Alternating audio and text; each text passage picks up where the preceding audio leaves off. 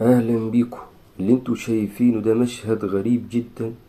واحد صعيدي بيحاول يتصور مع الفنان عمرو دياب وماسك التليفون. شوف ازاي انت مش بتصلي على النبي اللي انا عايزك تصلي على النبي.